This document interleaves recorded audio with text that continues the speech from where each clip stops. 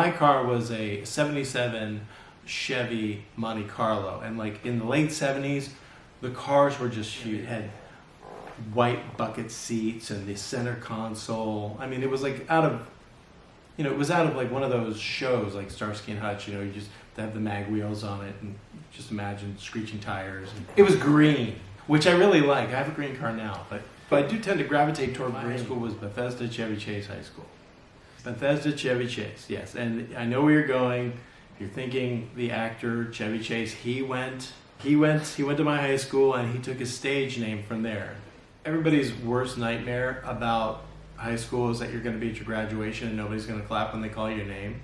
I mean, I was just stunned that people actually clapped, and it wasn't like this pity clap. I mean, they was like, yay, he's a good guy, I guess I kind of started to gravitate toward music.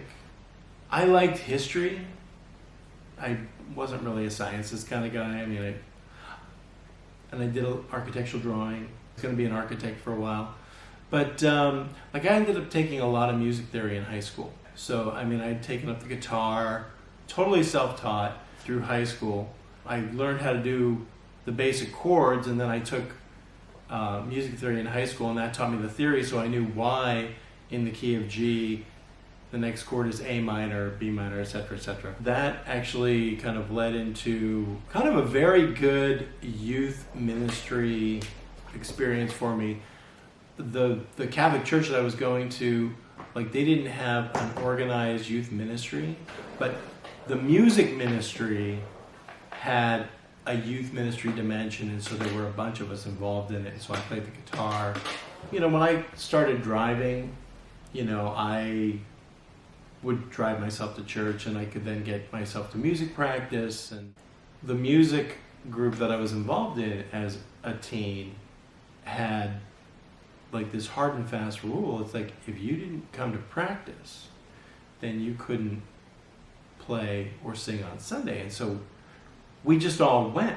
It was another opportunity for us to get together with all our friends, because it was a teen group with, a couple of adult ministers that were kind of, selecting music and kind of keeping us all from, keeping us on track.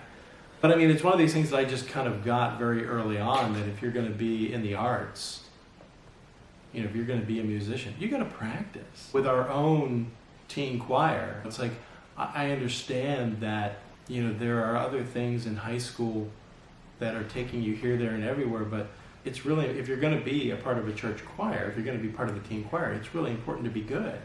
It's like these music groups are semi-professional, and, you're singing to the Lord.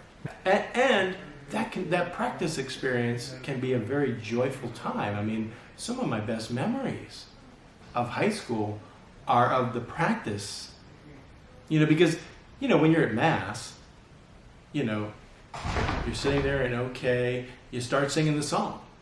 Like, how much interaction do you have with the rest of the people in the choir? But at practice, you got that little component of horsing around, there's a joke here, or somebody goes flat and you snicker, and so I mean, it's like the whole package of the music ministry is all about relationships. We didn't actually, I don't say we didn't need a youth minister. We probably would have benefited if like that had been the thing at the time. It just wasn't.